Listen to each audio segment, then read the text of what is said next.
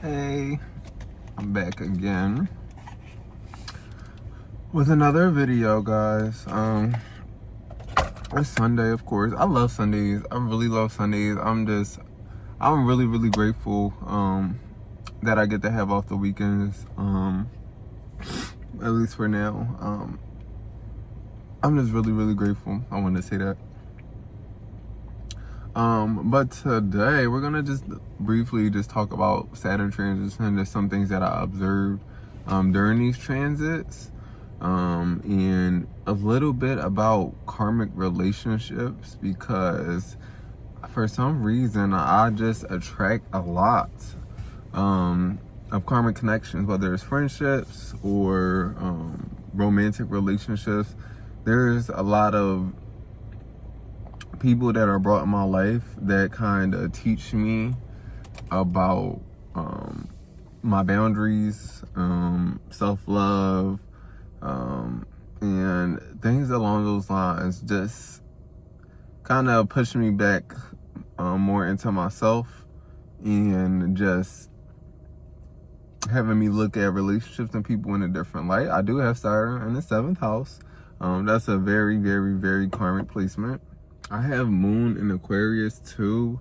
And to me, any placement that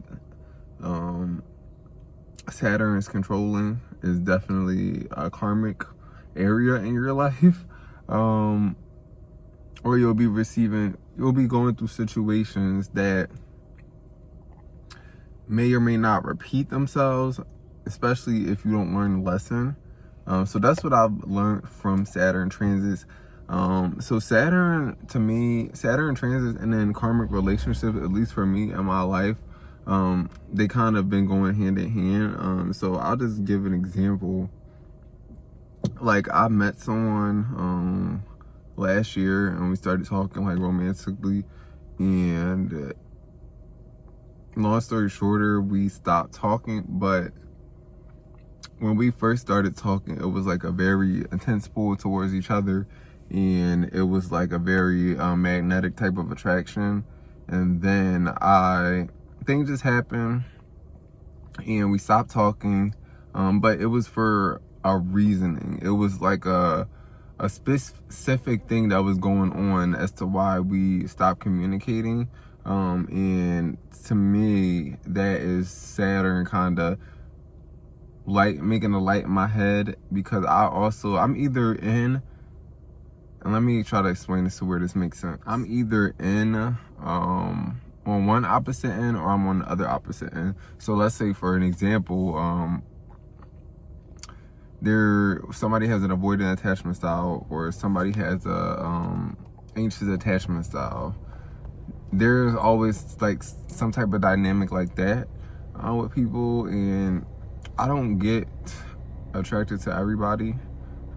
So I definitely know that that's not a thing. Like, oh, every person you meet is not going to be providing karmic lessons in your life. It's just not realistic. But there are specific people that you come across, and then you just have this like pull to them, or it's just something that feels different about the connection, and you kind of get intrigued to continue going with them, or just being around them. And then later on, you end up figuring out why you were around this person, because you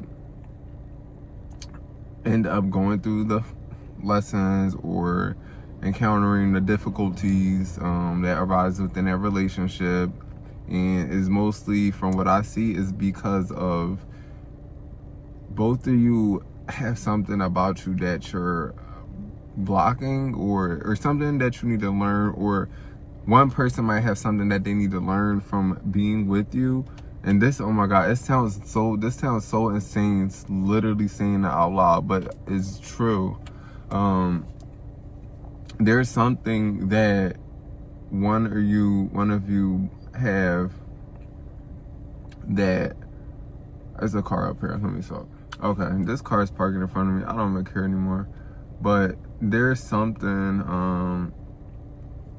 that one person needs to learn. or something that you both might need to learn. But one person is the trigger for that specific lesson that needs to be learned. And or you both might end up learning something. So it could go either way. I'm being a little confused, and I'm saying a little extra.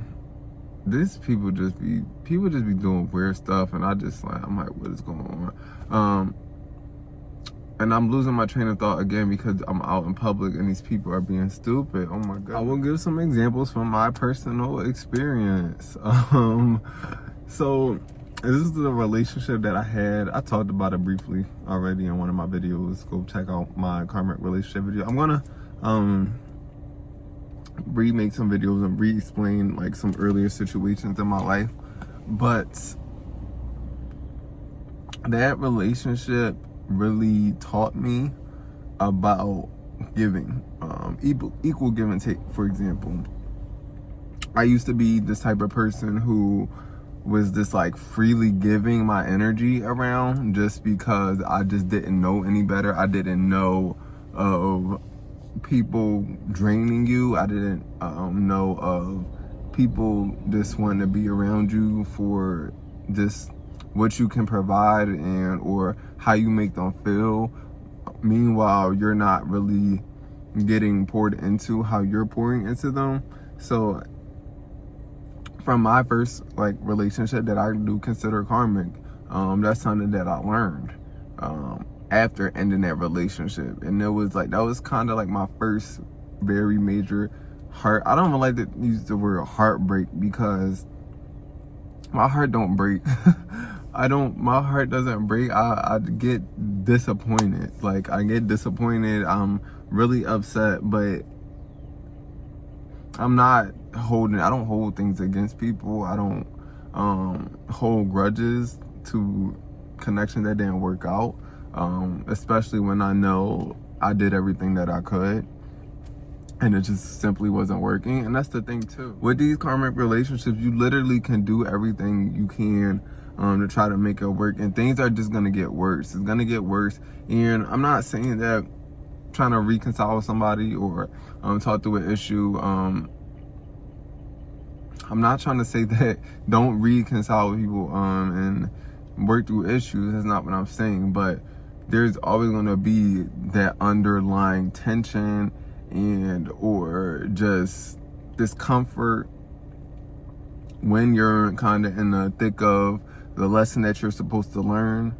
And what I also learned too with this placement is just taking time to reflect outside of the situation that you're in, because you're not going to get the clarity that you need while you're already in the situation, especially like being in love. Like, you know, being in love with somebody or infatuated or whatever word you like to use to say that you're attached to somebody. That's kind of how I just see it, because I'm like, in love, attached, that's kind of all the same thing to me. But another thing is just knowing when to walk away too. That's literally like probably one of the biggest lessons that I've learned and had to learn over time, that I'm still learning. I'm 27 years old, so I'm like, my Saturn return just started, but I have an abundance of experiences that I learned from, and it helped influence me into choosing the right people today, knowing what red flags to look for, and just knowing when to leave, knowing when I did enough and I'm still not being like seen or just value in this connection, and it's time to go. And no matter how much you care about this person or love this person or whatever word you want to use, you got to put yourself first. You have to really make sure that you are being properly treated within these relationships, and you're not just the one who's taking care of everything. And given this placement can be different for everybody, keep that in mind. This placement literally could be different for everybody. I have it debilitated. Saturn's exalted in Libra and is in my 7th house, so that kind of cancels it out a little bit. My Mars is dignified in my 7th house as well, so my Mars has the upper hand with my Sun being exalted. So it's like, and then my Saturn's conjunct Mercury. So I have a couple things that kind of like make it better, quote unquote, even though it's not really better, because I have a night chart too, and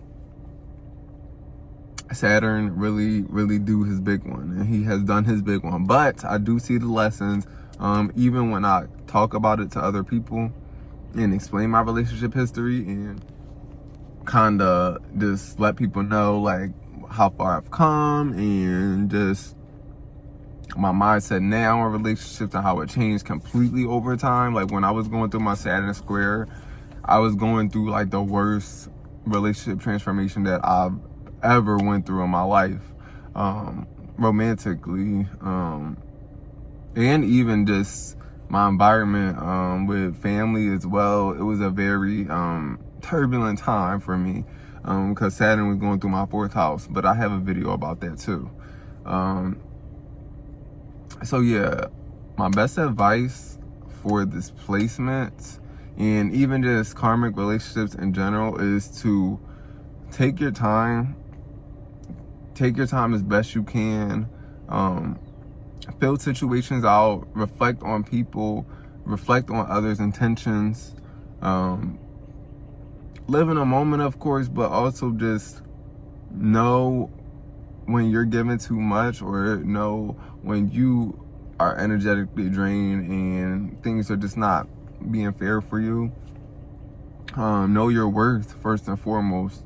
Know your worth and know what you have to offer to a relationship, because if you don't know your worth, people are going to create that in your mind. People are going to create your worth for you if you don't know your worth at the end of the day. If you don't have the ability to be like, hey, like, this is not fair to me, I don't deserve to be treated this way, and walk away, you're just going to be in miserable situations. So don't underestimate the power that you have over your life and the power that you have to change your situation, especially when it's to do with somebody you're kind of binded to and tied to. Saturn can also bring that with the 7th house, just like a binding relationship that kind of feel like it's really hard to leave. So let's keep that in mind. I will make more videos on this placement because I have it, and I find it a very interesting placement considering the experiences that I've had with relationships so far, being only 27 years old, and I started like really dating less than 10 years ago. So yeah, I will talk to y'all later. I hope you enjoyed this video. I hope it's not too long. But yeah, we'll talk about Saturn and the 7th house more. We will continue talking about karmic relationships more, 8th house relationships, 5th house relationships, in due time. I'll talk to y'all later.